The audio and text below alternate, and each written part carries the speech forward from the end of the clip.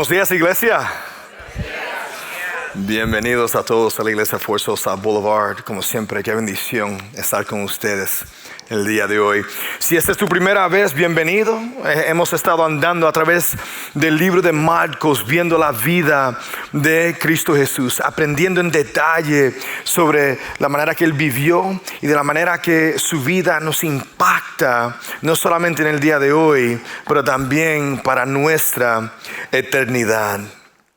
Y también, si no has estado con nosotros a través de esta serie, estamos haciendo algo un poco diferente.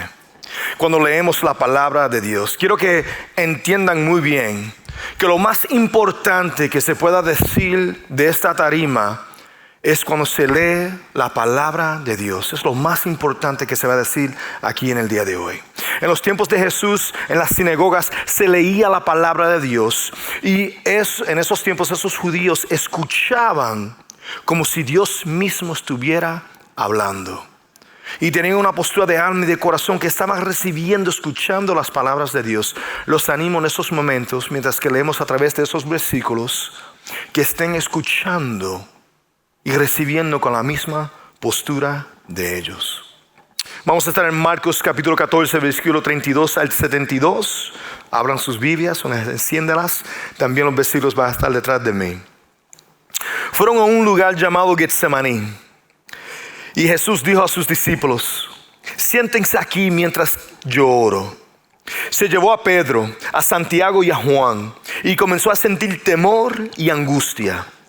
Es tal la angustia que me invade que me siento morir, dijo. Quédense aquí y manténganse despiertos. Yendo un poco más allá, se postró en tierra y empezó a orar que, de ser posible, no tuviera él que pasar por aquella hora. Decía: Abba, Padre, todo es posible para ti. No me hagas beber este trago amargo, pero no sea lo que yo quiero, sino lo que quieres tú. Luego volvió a sus discípulos y los encontró dormidos. Simón, dijo Pedro, ¿estás dormido? ¿No pudiste mantenerte despierto ni una hora? Permanezcan despiertos y oren para que no caigan en tentación. El espíritu está dispuesto, pero el cuerpo es débil. Una vez más se retiró e hizo la misma oración. Cuando volvió otra vez, los encontró dormidos. ¿Por qué se les cerraban los ojos de sueño? No sabían qué decirle. Al volver por tercera vez les dijo: siguen durmiendo y descansando. Se acabó. Ha llegado la hora. Miren, el Hijo del Hombre va a ser entregado en manos de pecadores. Levántense, vámonos. Ahí viene el que me traiciona. Todavía estaba hablando Jesús cuando apareció Judas, uno de los 12. Lo acompañaba una turba armada con espadas y palos, enviada por los jefes de los sacerdotes, los maestros de la ley y los líderes religiosos. El traidor había dado esta contraseña: al que le dé un beso, ese es. Arréstenlo y llévenselo bien asegurado. Tan pronto como llegó, Judas se acercó a Jesús y dijo: Rabí, y lo besó. Entonces los hombres prendieron a Jesús, pero uno de los que estaban allí difundó la espada y hirió al siervo del sumo sacerdote, cortándole una oreja. ¿Acaso soy un bandido?, dijo Jesús, ¿para que vengan con espadas y palos a arrestarme? Todos los días estaba con ustedes enseñando en el templo y no me arrestaron. Pero es preciso que se cumplan las escrituras. Entonces todos los abandonaron y huyeron. Cierto joven que se cubría con solo una sábana iba siguiendo a Jesús. Lo detuvieron, pero él soltó la sábana y se escapó desnudo. Llevaron a Jesús ante el sumo sacerdote y se reunieron allí todos los jefes de los sacerdotes, los líderes religiosos y los maestros de la ley. Pedro lo siguió de lejos hasta dentro del patio del sumo sacerdote. Allí se sentó con los guardias y se calentó junto al fuego. Los jefes de los sacerdotes y el consejo en pleno buscaban alguna prueba contra Jesús para poder condenarlo a la muerte, pero no lo encontraban. Muchos testificaban falsamente contra él, pero sus declaraciones no coincidían. Entonces unos decidieron dar este falso testimonio contra él. Nosotros lo oímos decir: destruiré este templo hecho por hombres y en 3 días construiré otro no hecho por hombres. Pero ni aún así concordaban sus declaraciones. Poniéndose en pie en el medio, el sumo sacerdote interrogó a Jesús: ¿no vas a responder? ¿Qué significan estas denuncias en tu contra? Pero Jesús se quedó callado y no contestaba nada. ¿Eres el Cristo, el Hijo bendito?, preguntó de nuevo el sumo sacerdote. Sí, yo soy, dijo Jesús. Y ustedes verán al Hijo del Hombre sentado a la derecha del Todopoderoso y viniendo en las nubes del cielo.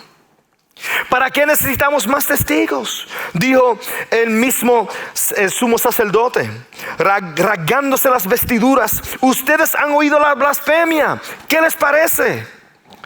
Todos ellos lo condenaron como digno de muerte. Algunos comenzaron a escupirle y luego de vendarle los ojos le daban puñetazos. Profetiza, gritaban. Los guardias también le daban abofetada. Mientras Pedro estaba abajo en el patio, pasó una de las criadas del sumo sacerdote. Cuando vio a Pedro calentándose, se fijó en él. Tú también estabas con ese nazareno, con Jesús, le dijo ella. Pero él lo negó. No lo conozco, ni siquiera sé de qué estás hablando. Y salió a la entrada. En ese momento el gallo cantó. Cuando la criada lo vio allí, dijo de nuevo a los presentes: este es uno de ellos. Él lo volvió a negar. Poco después, los que estaban allí dijeron a Pedro: seguro que eres uno de ellos, pues eres Galileo. Él comenzó a echarse maldiciones. No conozco a ese hombre que hablan, lo juro. Al instante el gallo cantó por segunda vez. Pedro se acordó de lo que Jesús había dicho: antes de que el gallo cante por segunda vez, me negarás 3 veces. Y se echó a llorar. Esta es la palabra de Dios. Durante las próximas 3 semanas es imposible escuchar las palabras de Dios sobre Jesús sin hacer una decisión. Una decisión que va a cambiar la trayectoria de tu vida. Al oír lo que vamos a oír, tenemos que hacer una decisión sobre Jesús. Jesús, vemos que en los versículos empiezan en el Monte de Olivos. En el Monte de Olivos hay un jardín de olivo que se llama Getsemaní. Y Getsemaní significa prensa de aceite de olivo. Lo que me fascina de la palabra de Dios es que con Dios no hay coincidencias. Todo es intencional. Todo tiene significado. De la misma manera que hay una prensa para ese aceite de olivo, bueno, pues Jesús en esos momentos, en ese jardín, siente como una prensa lo está aplastando a él. Lo está aplastando mentalmente, físicamente, espiritualmente, de una forma que nosotros no nos podemos imaginar. La presión de la carga, una carga que solamente Dios puede sostener, experimentar y conquistar. La presión fue tan y tan grave que él necesitaba de sus amigos, de su círculo íntimo, que estuvieran con él compartiendo, que estuvieran con él orando. Y aquí Jesús empieza a demostrar su humanidad. Ahora es importante saber que Dios es un Dios en 3 personas: Padre, Hijo y Espíritu Santo. Jesús es el Hijo de Dios, pero Jesús es sí 100% Dios, pero Él también es 100% hombre. Y necesita ser así porque es la única manera que Jesús puede ser el Cordero perfecto, el sacrificio perfecto sin mancha para toda la humanidad. Pero sí, aquí Jesús está empezando a demostrar su humanidad. Versículo 33 dice, comenzó a sentir temor y angustia. Tanto está la angustia que me invade que me siento a morir. Así es ese peso. Jesús demuestra esas emociones que son humanas. Ansiedad, la preocupación de lo que viene, el temor de lo que viene. Es importante nosotros poder reflejar en esto porque al Jesús demostrar su humanidad, nos demuestra a nosotros que Jesús se puede identificar y que Él nos puede entender. Jesús siendo Dios no es un Dios lejano, apartado, que no nos entiende. No, Él es un Dios que es íntimo, que ha vivido lo que tú estás viviendo en el día de hoy. Un Dios que conoce exactamente lo que nosotros vivimos.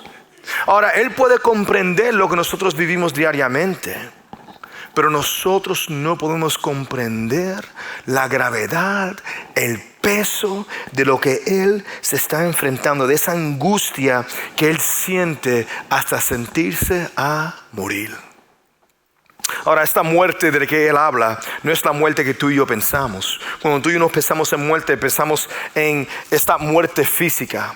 Tú ves, la muerte que Jesús siente angustia y peso es algo diferente. Es por la primera vez experimentar separación de Dios el Padre y Dios el Espíritu Santo.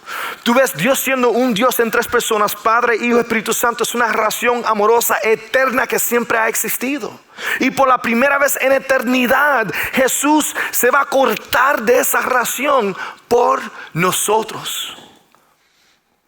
Y pensar en esa experiencia le da un dolor y una gravedad.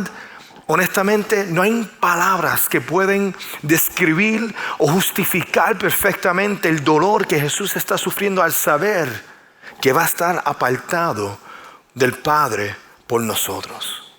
Tú ves el pecado, nuestra rebelión contra Dios, nuestra decisión de ser nuestro propio Dios, de ser el propio Señor de nuestras vidas. Es un pecado que es tan pesado que solamente Jesús lo puede sostener y experimentar. No solamente tu pecado, sino el pecado de todo ser humano en el pasado, presente y en el futuro. Y solamente Jesús lo puede sostener. Y lo va a hacer solo, sin Dios el Padre, sin Dios el Espíritu Santo. Y si con nadie más, lo va a sostener solo completamente. Mira lo que dice 2 Corintios 5:21. Al que no cometió pecado alguno, por nosotros Dios lo trató como pecador, para que en él recibiéramos la justicia de Dios. Dios el Padre trató a Jesús como un criminal. No solamente como un criminal, sino el peor criminal de toda la eternidad. Para que a través de su gracia y su misericordia tú pudieras recibir perdón de pecado, relación con Dios y santidad en Cristo Jesús. Este peso llevó a Jesús a empezar a orar a su Padre. Y vemos la oración de un padre y su hijo. Cuando un niño le habla a su papá, ¿le dice padre o le dice papi? Le dice papi, ¿no? No dice padre, dice papi. Aquí Jesús está diciendo Abba, papi. Papito, está hablando con Dios el Padre, con una intimidad tan personal, en la cual que nos demuestra a nosotros que nosotros también podemos hablar con Dios el Padre así, de esa forma. Porque en Cristo Jesús somos hijos adoptados. Cuando hablamos con Dios, hablamos con Él de esa manera. Como congregación, nosotros hemos sido expuestos a una variedad de tradiciones y experiencias religiosas que intentan informar nuestra postura y vista a Dios. Tú ves, orar con Dios es una conversación. No es una expresión de liturgia y reclamación de versículos que tú sabes. Es una conversación íntima. Cuando mi hija me habla, yo quiero que ella se sienta aquí en mi falda, me diga papito y me diga exactamente cómo se siente en sus palabras, cómo ella se expresa. No quiero que ella se ponga a recitar versículos y proclamaciones y gritarme. Es una conversación. Y esa es la manera en la cual que Dios quiere que tú vengas hacia Él, como Jesús lo hizo en su momento de necesidad más grande. También vemos que Jesús quiere que sus discípulos participen con Él con ese mismo tipo de oración. Oren conmigo. Pero los discípulos expresan su debilidad, la debilidad del cuerpo. El versículo 38 dice: el espíritu está dispuesto, pero el cuerpo está débil. 3 veces Jesús va donde sus discípulos. Su círculo íntimo, Pedro, Santiago y Juan, es el círculo íntimo de los 12 discípulos, sus mejores amigos, y va donde ellos diciéndole: vengan, oran conmigo. Necesito tu presencia y tus oraciones, pero ellos están dormidos. Y en medio de la condena más grande que Jesús va a experimentar, todavía Él está preocupado por sus discípulos. Levántense, oren, no se queden así. No caigan en tentación. Mira eso. Mira qué tipo de Dios nos ama. Que en medio de lo más difícil que cualquier persona en la historia de la humanidad pueda experimentar, Él todavía está preocupado por nosotros. Que nosotros no caemos en tentación. Esta es la gracia de Dios. Nosotros no merecemos este tipo de amor, pero sin embargo la recibimos en Cristo Jesús. Jesús le había acabado de enseñar a ellos a través de una parábola que se mantuvieran despiertos. Mira, Marcos 14:33. Estén alerta, manténganse despiertos, porque no saben cuándo llegará ese tiempo. Él acababa de decir esto, y ellos roncando en medio del tiempo más difícil. Como un atleta, no importando el deporte, el atleta tiene que ejercitar, ¿no? Tiene con repetición hacer las cosas para así mejorar sus habilidades. Si es baloncesto, tiene que tirar jumpas. Si es soccer, tiene que o fútbol, perdóname, no me tiren piedras. Si es fútbol, tiene que practicar con el balón en los pies y hacer varias cosas. No, tiene que hacer pesa, tiene que hacer tantas cosas para que cuando llegue el partido puedan ejercitar y hacer lo que tiene que hacer para ganar el partido. Pues de la misma forma nosotros tenemos que ejercitar para que así el cuerpo no sea débil. El apóstol Pablo en Romanos 7 habla que hay una batalla entre el cuerpo dentro de nosotros, entre carne y el espíritu que está dentro de nosotros. Y si nosotros no ejercitamos este aspecto espiritual de nuestras vidas, pues entonces cuando nos enfrentamos a la batalla, vamos a caer. Tenemos que ejercitar este llamado de amar sacrificialmente, este llamado de compartir el evangelio, articularlo, de hacer discípulos que hacen discípulos. No solamente podemos aprender las cosas el domingo o aprenderlo a través de estudio de Biblia y nunca ponerlo en práctica, porque lo que va a pasar es que te vas a mantener débil y cuando venga la hora vas a caer de cara. Tenemos que ejercitar todo lo que Jesús nos ha enseñado y nos está enseñando. En la oración de Jesús vemos algo muy importante.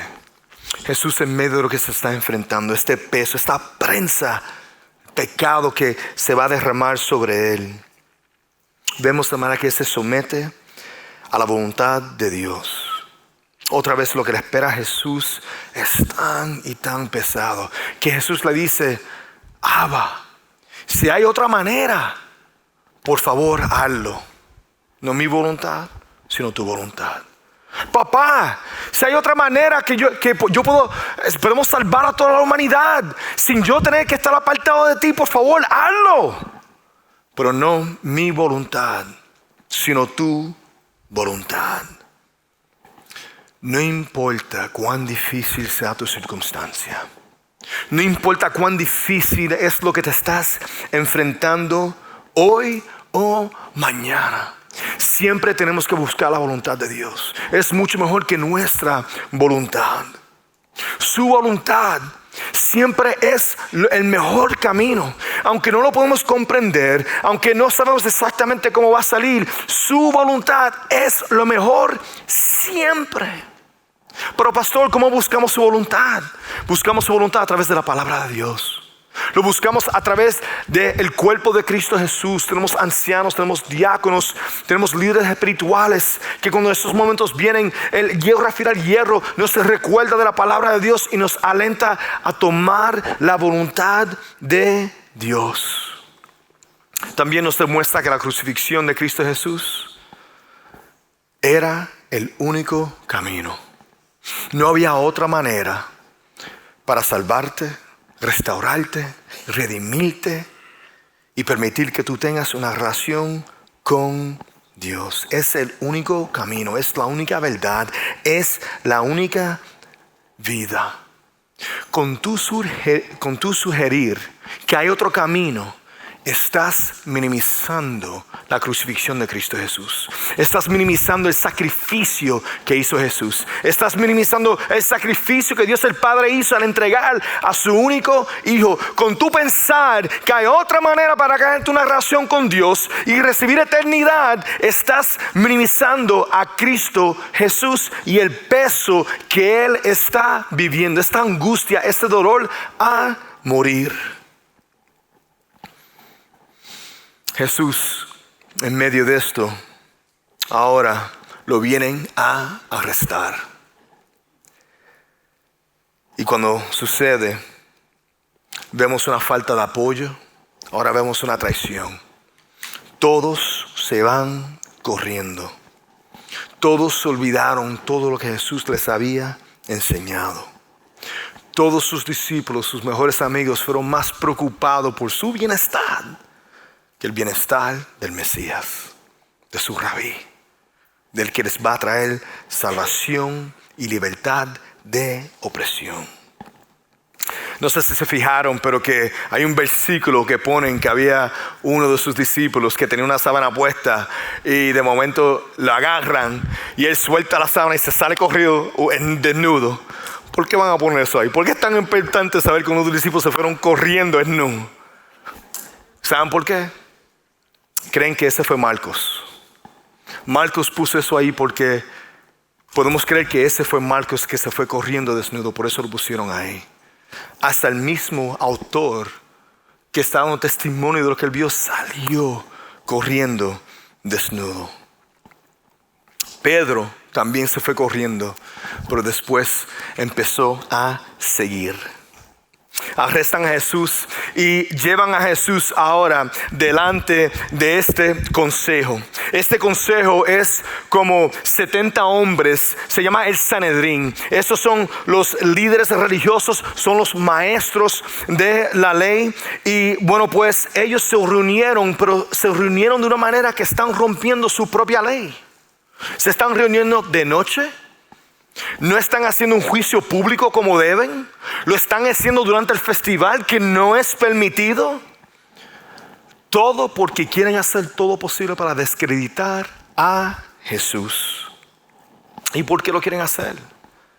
Ellos no quieren perder su autoridad, su influencia, sus riquezas. Tú ves, porque lo que Jesús está predicando y enseñando está haciendo a ellos perder esta autoridad, riquezas e influencia que ellos tienen. Ellos anhelan por un conquistador, un Mesías que va a liberarlos de la opresión del imperio romano y que va a levantar a Israel como la nación más poderosa del mundo. Pero sin embargo Jesús vino para liberarnos de la opresión del pecado. Jesús dice: arrepiéntate. Ellos dicen: nosotros ya somos santos. ¿De qué tú hablas? Jesús había dicho en el jardín: ¿acaso soy yo un bandido ¿Para qué vengan con espadas y palos a arrestarme? Todos los días estaba con ustedes enseñando en el templo y no me arrestaron. Pero es preciso que se cumplan las escrituras. Eso es tan importante. ¿De qué Jesús está hablando aquí? Que es importante que se cumplan las escrituras. Tú ves, Jesús acaba de cumplir la profecía que hizo Isaías hace 700 años atrás. Eso es vitalmente importante. ¿Por qué? Porque toda la palabra de Dios se va a cumplir. Y esto nos da a nosotros confianza, esperanza, paz y propósito. Cuando tú lees la palabra de Dios, puedes tener la confianza y certeza que todo esto se va a cumplir. Ni una palabra va a quedar sin cumplirse. Debe dar esperanza y confianza. El consejo rompe todas sus reglas. Se reunieron de noche, empezaron a dar testimonio erróneo de Jesús. Jesús no tenía que decir ni una palabra. ¿Por qué? Porque ellos mismos se estaban contradiciendo.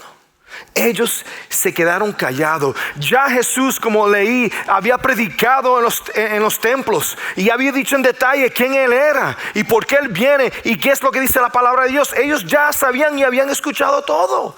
Él se queda callado. Pero sus mentes estaban cerradas.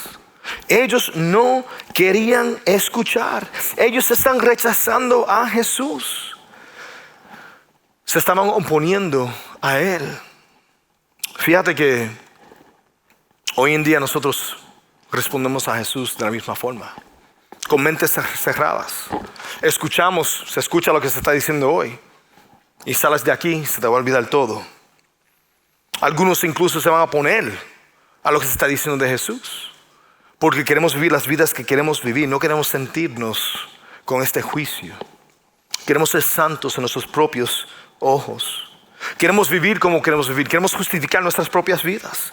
Queremos construir imágenes de cómo queremos que nosotros nos vamos a ver y cómo vamos a vivir. Queremos obtener reconocimiento personal, posición, seguridad, riquezas, todo para esta vida. Por eso es que nos cerramos nuestras mentes cuando tienen que ver con Jesús y escuchamos todo lo que estamos escuchando de Jesús.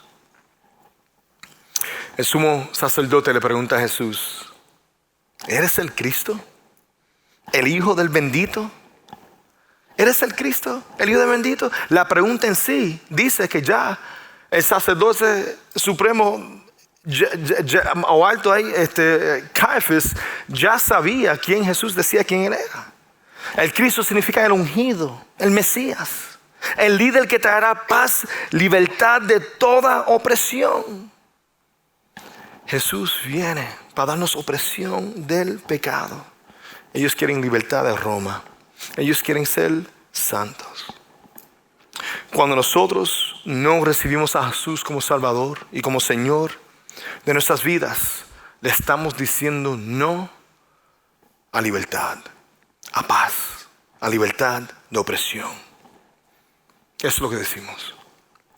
Versículo 62, Jesús le responde: sí, yo soy, dijo Jesús.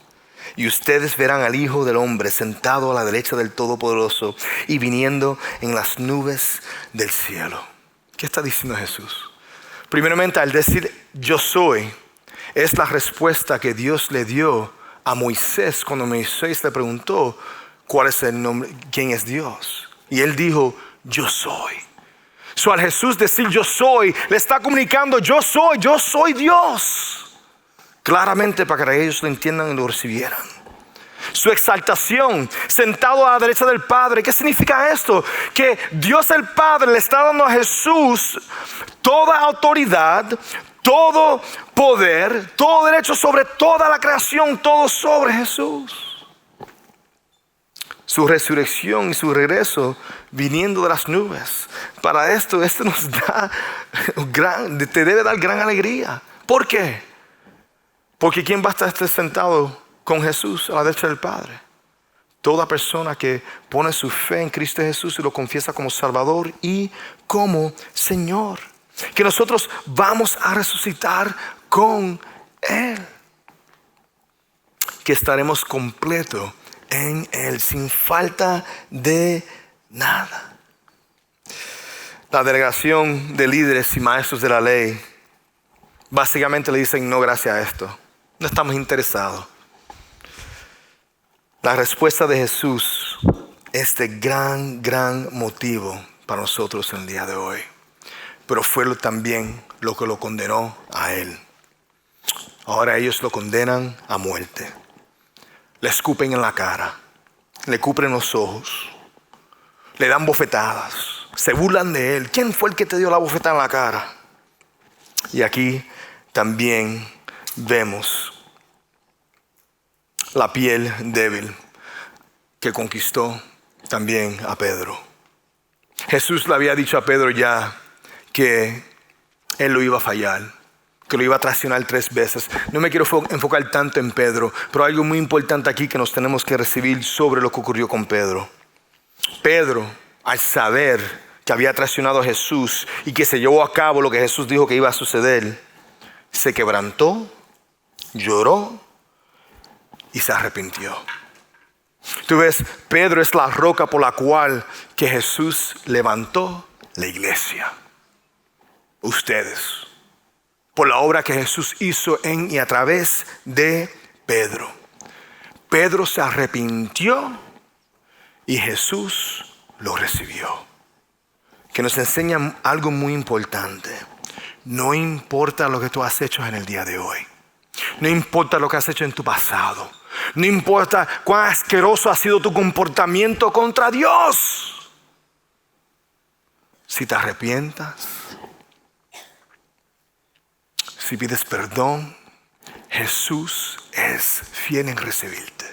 Si Él puede perdonar a Pedro después de arrepentirse, pues entonces te puede perdonar a ti también. ¿Estamos claros? No pueden escuchar este mensaje en el día de hoy. No pueden escuchar las palabras de Dios en el día de hoy sin ser una decisión hacia Jesús. Es imposible. Todos tenemos que hacer una decisión. Si eres un cristiano veterano, te felicito. Pero te pregunto, Jesús, ¿para ti quién es? ¿Salvador y Señor o solamente Salvador? Tú ves, porque Jesús no nos salva solamente para ser nuestro Salvador. Nos salva para ser nuestro Salvador y nuestro Señor. Tú ves, cuando Él es nuestro Señor, Él informa y dirige cada aspecto de nuestra vida para amar sacrificialmente, para compartir el Evangelio, las buenas nuevas a los demás, y para ser discípulos que hacen discípulos, para enseñarle a los demás cómo obedecer y hacer todo lo que Jesús nos ha enseñado. Si Jesús solamente es tu Salvador, pues tienes una póliza de aseguranza de fuego, nada más. Iglesia, nos hace falta discípulos. Discípulos que están dispuestos a ser discípulos. Nos las hace falta. Hay personas que quieren aprender a creer y seguir a Cristo Jesús. Pero nos hace falta discípulos que están dispuestos a andar con ellos y enseñarles exactamente cómo vivir esa vida. Y no estoy hablando en la iglesia en total. Sí nos hace falta, pero me estoy refiriendo aquí también en el día de hoy. Si eres un cristiano, pero has sido herido, y somos muchos, quiero que reflexiones en lo que has escuchado en el día de hoy. La traición que experimentó Jesús. De la manera que sus amigos, sus seguidores, su familia lo traicionó por completo. Sin embargo, no llevó a Jesús a apartarse de la voluntad de Dios. Sé que hay muchos que han recibido gran lástimas por la iglesia. No te quites. Lleva a cabo la voluntad de Dios en tu vida. Tiene grandes obras que quiere hacer en y a través de ti. No te quites. Jesús te entiende.